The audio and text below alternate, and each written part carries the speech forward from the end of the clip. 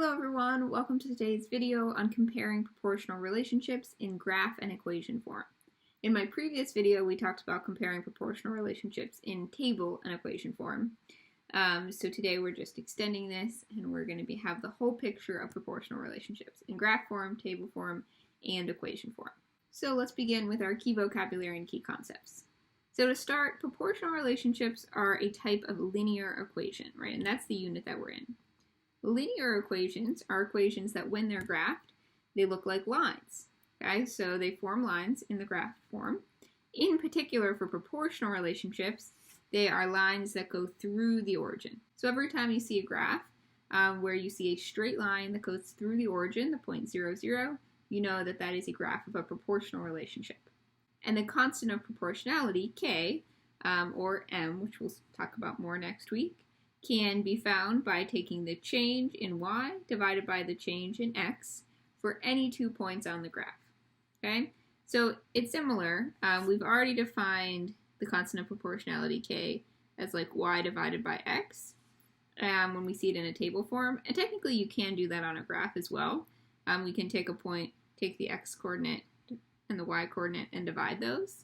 What's going to be much more helpful for us as we continue in this realm of linear relationships is instead taking 2 points on the graph and find the change in the y value between those 2 points and then divide it by the change in the x value between those 2 points. And of course, we'll see an example of that today. And that constant of proportionality and that idea of change in y divided by change in x is the line slope, which we're going to see more in the future. We also can call it the rate of change or the constant rate. Okay, we can always find the unit rate, which is again also kind of the constant of proportionality. But it means something a little bit different in a word problem. The unit rate is the y value when x is 1. So in this problem, when I go to 1 on the x value, this is the point 1, comma 10 on the y. So the constant of proportionality is 10. So the unit rate is $10 per hour, it looks like in this problem. And then we already know that in equation form, any proportional relationship is expressed y equals k times x, where k is that constant of proportionality. Okay? All right, so we're going to try to see those connections today and again compare a proportional relationship represented in graph form with a proportional relationship represented in table form. So here is the question we're going to be working with. The graph shows the relationship between the time in minutes and the number of milk cartons machine 1 can fill. The equation y equals 22x describes the rate at which machine 2 can fill cartons, where x is the number of minutes and y is the number of cartons filled. Okay, so we have two different machines, machine 1 and machine 2. They're both responsible for filling up milk cartons. And we're really trying to figure out at the end, like, which one is faster and just trying to understand how these two are related. Right? We see one in a graph form, one in an equation form, but they're both proportional relationships talking about very similar things. In particular, the number of minutes, x, and then y, the number of cartons filled. So the first question here, what is the constant of proportionality for machine 1 and machine 2? Okay, so for machine 1, this is really one of our new concepts. To find k, the constant of proportionality, we're going to pick 2 points on the graph and find the change in y divided by the change in the x. So again, I've been saying that k is y over x, which is still true, but we can also think about it as the change in the y and the change in the x between any 2 points. So on this graph, we kind of have 2 points chosen for us. Okay, this is the point 6, 150. And this is the point 250. So what we need to do is we need to find the change in the y values between those 2 points, and then the change in the x values. But we have to be careful here because often when we're looking at problems like this, the x and y axes will go up in different increments, and it won't just be by ones. Right? So I see this here. Okay, so I need to figure out the change in the y. I am going from 150 to 50. This is 150 to 50. I can do that by subtracting.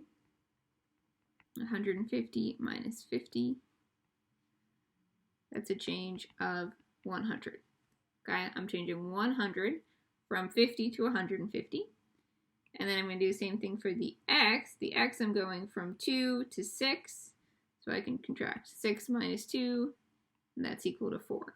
So then k is equal to 100 divided by 4, which is 25. For machine 1, the constant of proportionality is 25. 25 what? Well, we're always looking at the y.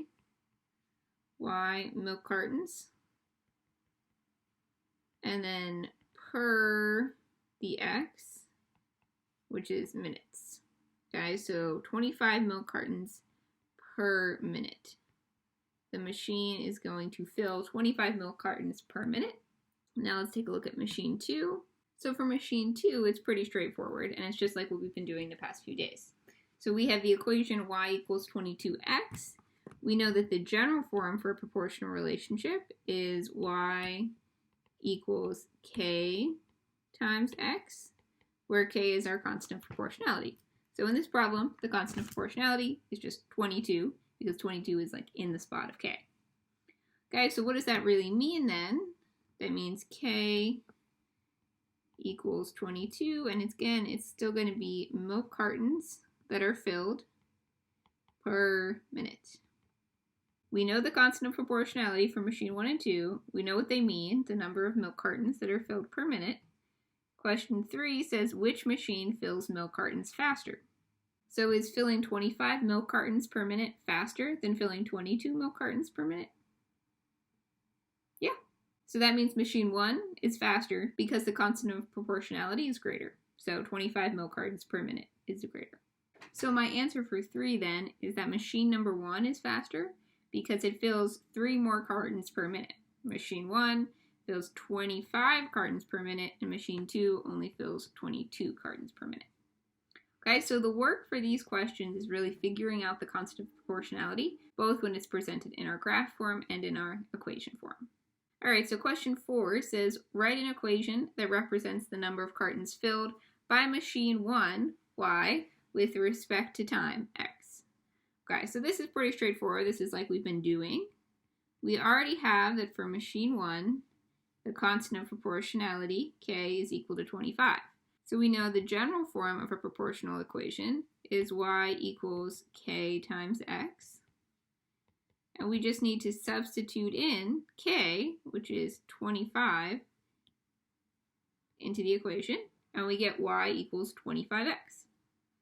Okay, so this equation represents the number of cartons filled by machine 1 with respect to time. It means that for every minute that goes by, 25 milk cartons are filled. Right, here's this point, 400, 100. For every minute, we multiply by 25. That's going to take us from x to y.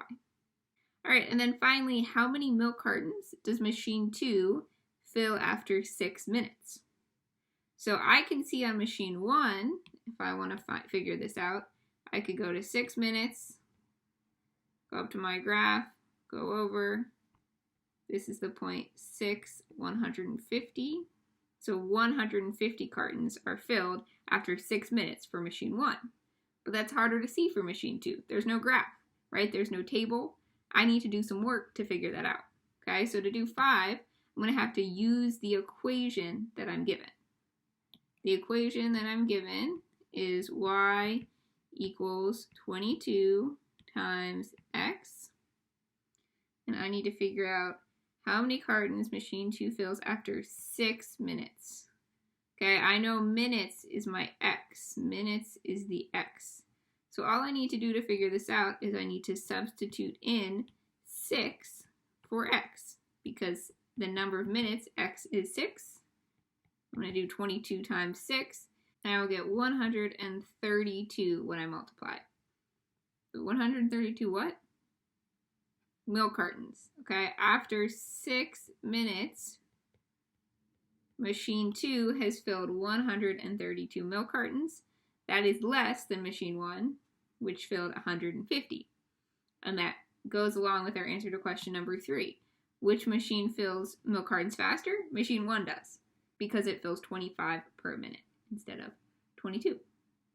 All right, so that's the main idea. So over the next few days, while we continue to explore linear relationships of the proportional type and non-proportional linear relationships, we'll continue to look at graphs and try to find the constant of proportionality or the rate of change or the slope, and that's all related to what we're doing here today.